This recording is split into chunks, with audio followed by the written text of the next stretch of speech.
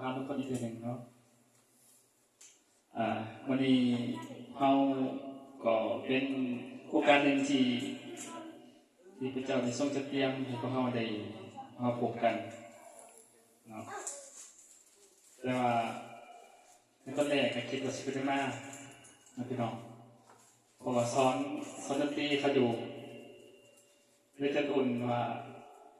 เพิ่นเราที่หาสิถึงเมื่อสั่นก็เลยสอนดนตรีเขา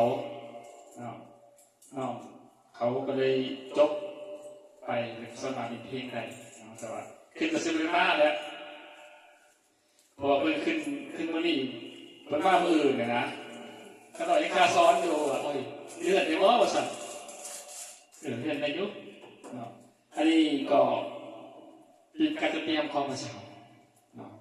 ที่ให้พวกเราได้มาพบกัน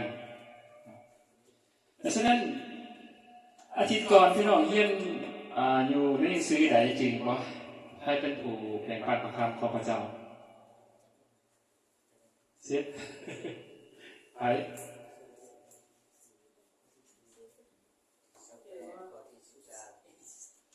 ให้เป็นคนออกมาแบ่งปันประคำเนาะ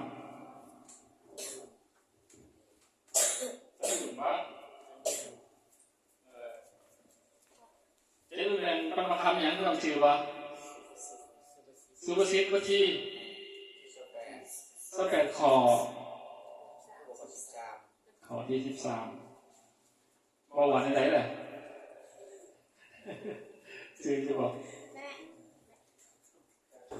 จือว่า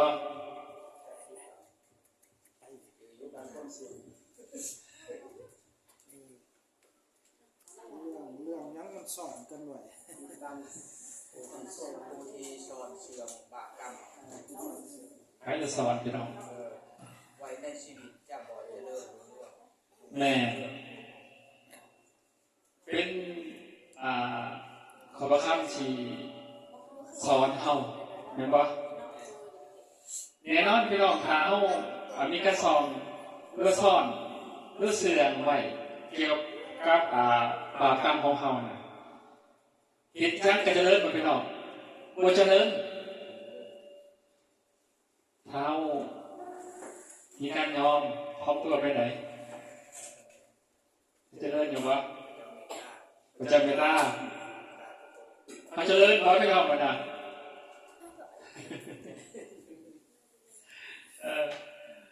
ในน้อยพี่น้อง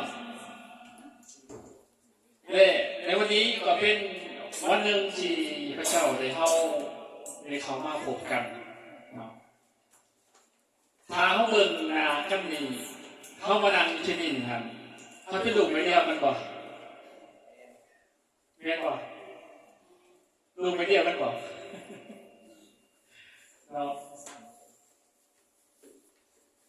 เขามาอยู่ที่นี่เขามาเห็นเป็นลูกไม่เดียวกันไหนเนาะคือคุณพ่อและแม่ใช่ปะแต่ว่าในวันนี้พระเจ้าเลือกให้เขาจะมาอยู่รวมกันนี่พออย่างพอเข้าหาความพระเจ้าและการเลือกของพระเจ้าเลือกเข้ามานี่มาเพื่ออะไรที่เราคิดด้วยการที่พระเจ้าเลือกเข้ามานี่พระเจ้าอยากใส่เฮาในด่านใดพระเจ้ามีพระประสงค์อันใดสำหรับตัวเฮาเคยคิดอยู่วะเรื่องบ่คิดเคยคิดอยู่เมื่อนี้โมเป็นการ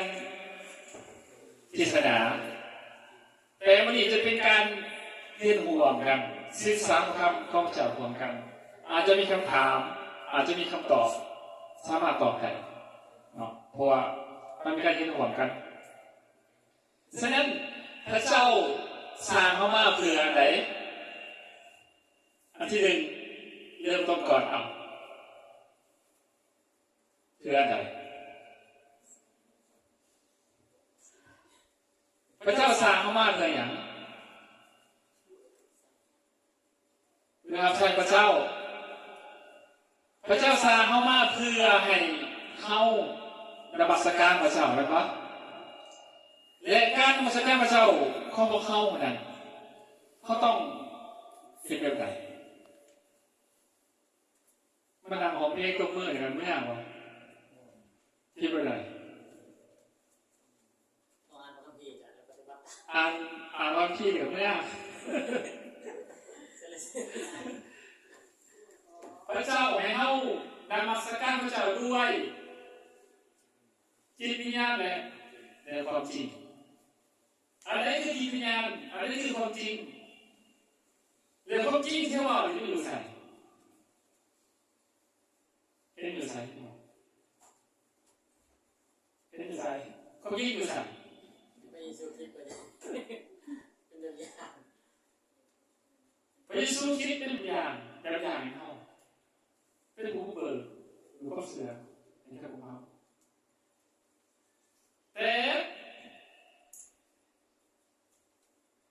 แต่เขาว่าคือต้องการสิ่งไหนจากเขาสำคัญที่สุดอันที่หนึ่งจากเขาใจจากหัวใจของเขาเขาต้องมาสักการพระเจ้าด้วยที่มีความจริงคือเอาหัวใจของเขานี่ท้าพระเจ้าต้องการอาการเอาพระเจ้าต้องการหัวใจของเขาหรือหัวใจแห่งการนมัสการพระเจ้าหัวใจแห่งการอธิษฐานข้าพเจ้าหัวใจแห่งการออกไปประกาศเขาเสริญข้าพเจ้าอันนี้คือพระเจ้าต้องการนะแต่เรื่องนี้มีหลายคนที่ยังมาบวชแต่ว่าหลายคนพี่น้องหลายคนเชื่อทางในวันนี้พวกนี้หลายคนวันนี้ป่ะและการที่เรียกข้าพเจ้านี่เขาเป็นผู้เรียกพระเจ้าหรือว่าพระเจ้าเป็นผู้เรียกเขาอยู่ในพระคัมภีร์นั้นบทที่5ข้อที่15ไว้เลยใครเป็นคนเลือกใครหน้าเลือกขปูหรือเจ้าของหน้าเลือกขปูหรือหน้าเป็นผู้ที่เจ้าของหน้าเป็นผู้ก่อนที่เราสู่พระคัมภีร์พระเจ้าเนี่ยแยกเข้าก่อนจะค้างก่อนได้เริ่มก่อนเพื่อจะให้พี่น้องเข้าใจพระเจ้าเรียกเขานะอยู่ในวันนั้นพระสิทธาไว้ไหนโมเมนเจ้าทั้งหลายเลือกเอาเขาแต่ภายเขาเลือกเอาพวกเจ้าและแต่งตั้งเจ้าทั้งหลายเพื่อให้ที่เกิดผลและเพื่อให้ผลของพวกเจ้าอาจจะตั้งอยู่ถาวรเห็นไหม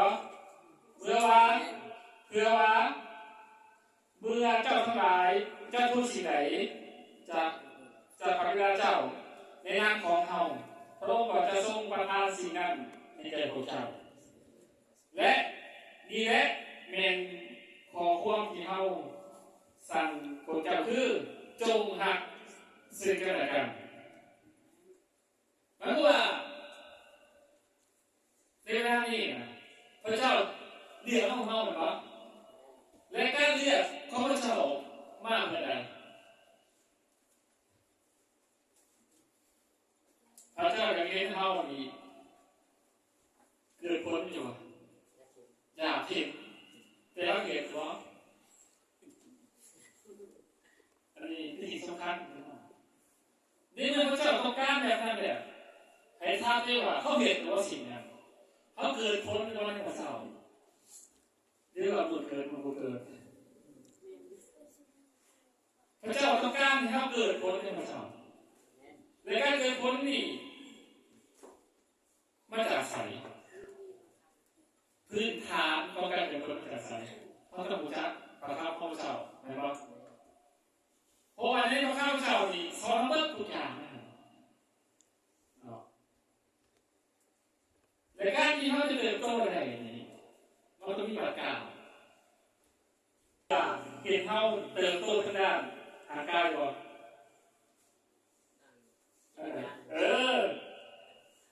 เดี๋ยวแล้วอธิษฐานอ่านคำที่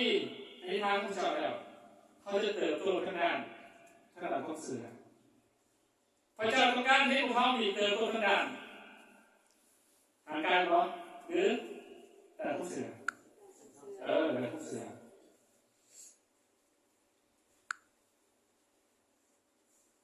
ฉะนั้นอยากเข้าสู่พระคำภาษาว่าจะเชิญให้ทุกคนเปิดในพระคำในโครินโตบทที่ข้อที่31ผู้แรกมาเนี่ยพระเจ้า เราเป็นในโทษเลย 1 โครินโตบทที่ข้อที่31พระคำ1 โครินโตบทที่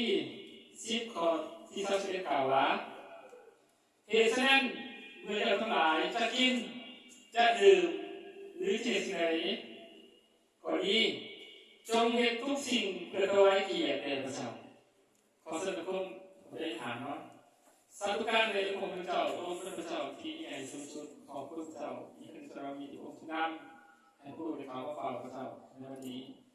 ผู้ต้องการในโอกาสต่อไปผู้ทั้งหลายก็มีที่ใจที่ปรารถนาที่จะศึกษาโดยคำของพระเจ้าขอการ